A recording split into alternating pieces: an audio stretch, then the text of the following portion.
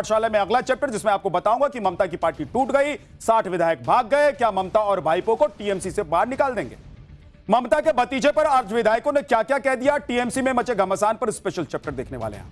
बात बात में मोदी शाह को चुनौती देने वाले अभिषेक बनर्जी चौतरफा बुरी तरीके से कैसे फंस गए और हाईकोर्ट के फैसले से पहले ईडी क्यों पहुंच गई। पश्चिम बंगाल की पॉलिटिक्स में गजब ही चल रहा है। अभी बीजेपी की सरकार बने 1 महीना भी नहीं हुआ है और उधर ममता बनर्जी की पूरी पार्टी तहस नहस हो गई। चुनाव में ममता बनर्जी को 294 में सिर्फ 80 सीटें हाथ लगी थी और अब वो 80 विधायक भी साथ में नहीं है। हद हो गई है। उस 80 विधायक के साथ जिसके साथ दम भर रही थी ममता बनर्जी की, सब हमारे साथ है, सब हमारे साथ हैं, उन्होंने ममता बनर्जी को आईना दिखा दिया है कि नहीं है, तोड़ दिए पार्टी। ममता बनर्जी की हालत अब यह हो गई है कि उनके 3/4 पार्टी के नेताओं ने बगावत कर दी है।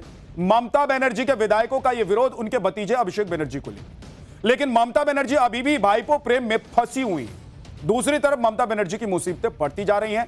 अब देखिए कि ममता बनर्जी ने जिस विधायक को पार्टी से बाहर निकाला था, उस विधायक को बागी विधायकों ने अपना नेता चुन लिया। गजब कर दिया है।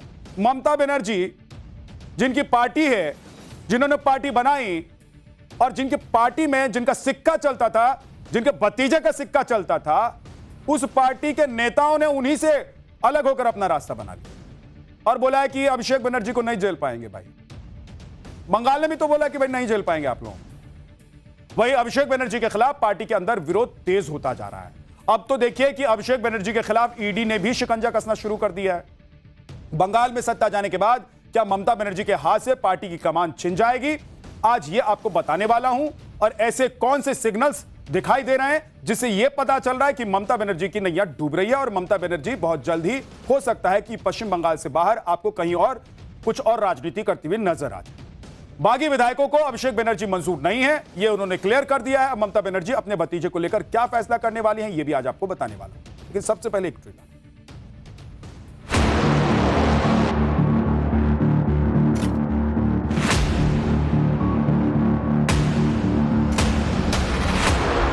बाहर से सुन रहा हूँ कि 59 लोग हो गया।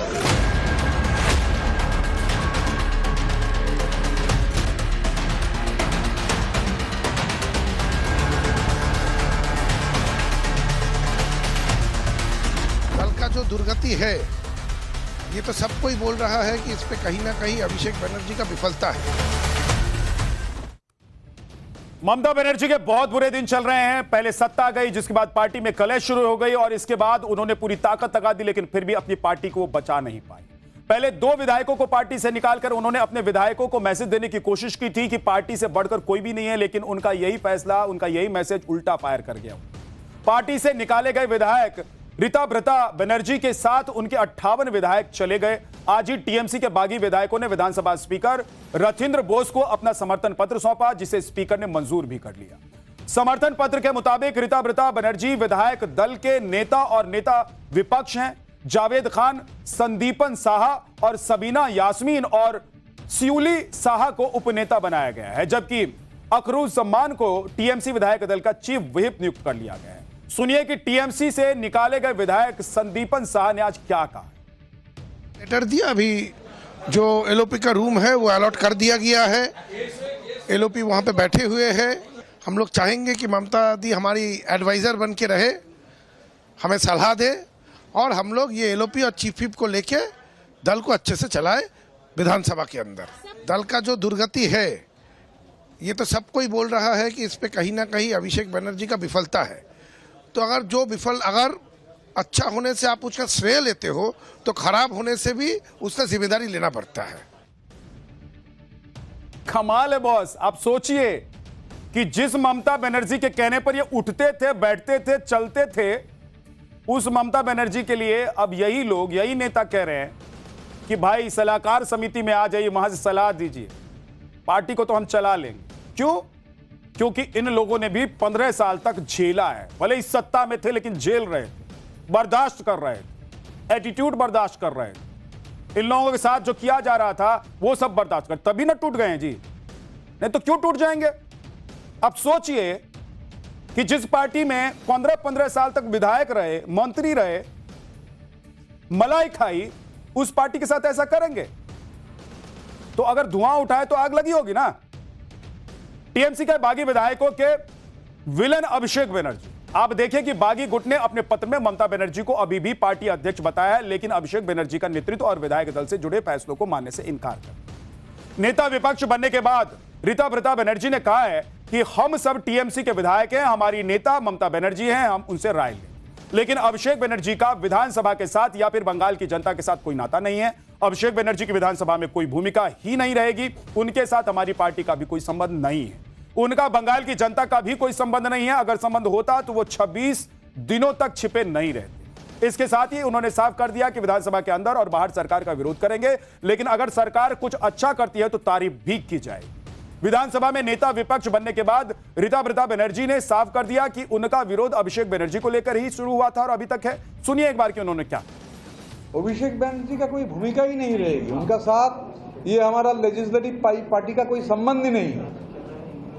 उनके साथ आवाम का भी कोई संबंध नहीं है। दूर दूर तक बंगाल का आवाम का कोई संबंध नहीं है। अगर संबंध होता तो 26 दिन छुपे नहीं रहते थे, निकल कर आते थे। जैसे चोरों को पीटा जाता है ऐसा पीटा गया।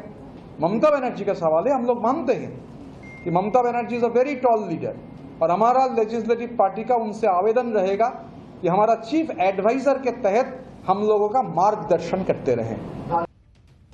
टीएमसी के पूर्व प्रवक्ता रिजू दत्ता ने भी अभिषेक बनर्जी की लीडरशिप पर सवाल उठाया। उन्होंने कहा है कि एक नई तृणमूल आकार ले रही है और ऋता बनर्जी को नेता प्रतिपक्ष बनाया गया है। तृणमूल के 64 विजयी विधायकों ने घोषणा की है कि वो ममता बनर्जी को अपना नेता स्वीकार करते हैं, लेकिन अभिषेक बनर्जी को स्वीकार नहीं करते। अभिषेक बनर्जी को लेकर पार्टी के अंदर कई साल से विरोध की लहर थी, लेकिन ममता बनर्जी के प्रोटेक्शन की वजह से अभिषेक बनर्जी के खिलाफ कोई भी कुछ बोलने की हिम्मत नहीं जुटा पा रहा। आप देखिए कि अभिषेक बनर्जी को लेकर क्यों विरोध हो रहा है। दावा किया जा रहा है कि अभिषेक बनर्जी ही 2019 की लोकसभा हार के बाद राजनीतिक सलाहकार फर्म आईपैक को पार्टी में लाए और विधायकों और स्थानीय नेताओं का आरोप है कि आईपैक ने पार्टी का कॉर्पोरेट अपहरण कर लिया। जमीनी कार्यकर्ताओं और स्थानीय नेताओं को दरकिनार कर दिया गया। टॉप डाउन स्ट्रेटेजी थोप दी गई उन पर और इसके बाद नेता हार की बड़ी वजह मानते हैं इसको, जिस तरह की स्ट्रेटेजी के साथ आईपैक ने काम किया। विधायकों का कहना है कि अभिषेक की अहंकारी, अपमान करने वाली और परिवारवाद की छवि ने पार्टी को बेहद नुकसान पहुंचाया। कटमनी, कोयला घोटाला, घुसपैठ और संदेश खाली जैसे मुद्दों पर भी जनता का गुस्सा अभिषेक पर फूटा। हार के बाद कई जगहों पर टीएमसी नेताओं पर जो हमले हुए उसमें इसकी बड़ी भूमिका थी। ममता बनर्जी तो राहत की सांस ले रही होंगी कि इतने विरोध के बाद कम से कम पार्टी तो बच गई, लेकिन ममता बनर्जी गुट के नेताओं, एक बात तो साफ हो गई है कि ममता बनर्जी के हाथ से टीएमसी की कमान निकल चुकी। अब वो भले ही उनकी लीडर हो, लेकिन कमान उनके हाथ में नहीं रही। अब ममता बनर्जी गुट की तरफ से कहा जा रहा है कि जनता फैसला करे।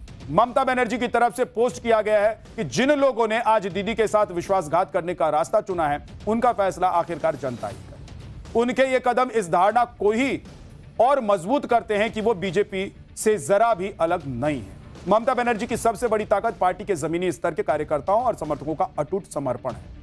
वो लोग संगठन को मजबूत बनाते रहेंगे और पूरी निष्ठा के साथ इसके आदर्शों को आगे बढ़ाते रहेंगे। कुणाल घोष तो यहां तक कह गए कि इससे बीजेपी को ही नुकसान हो जाएगा। सुनिए कि उन्होंने क्या तर्क दिया। हम लोग एक खत जमा दिया, उन लोग एक खत जमा दिया।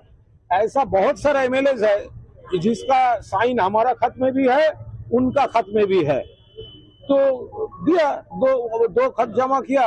बाकी जो पार्लियामेंट्री लीगलिटी ये सब देखना पड़ेगा। पार्टी जो डिसीजन लेगा वही होगा, लेकिन यही है जो लोग ये कर रहे हैं वो कोई इंडिपेंडेंट कैंडिडेट नहीं था। ममता बनर्जी का कैंडिडेट था, सिंबल का कैंडिडेट था, पार्टी कैंडिडेट था। अभी एंटी डिफेक्शन से बचने के लिए हम लोग ये एक्चुअली प्रॉब्लम किसका है, अभी से तो जो लोग उधर जा रहा है, साइन कर रहा है, उस एरिया का भाजपा का प्रॉब्लम है। क्योंकि ये लोग तो कुछ दिन बाद वहीं पर बीजेपी पॉलिटिक्स करना शुरू ना कर दे।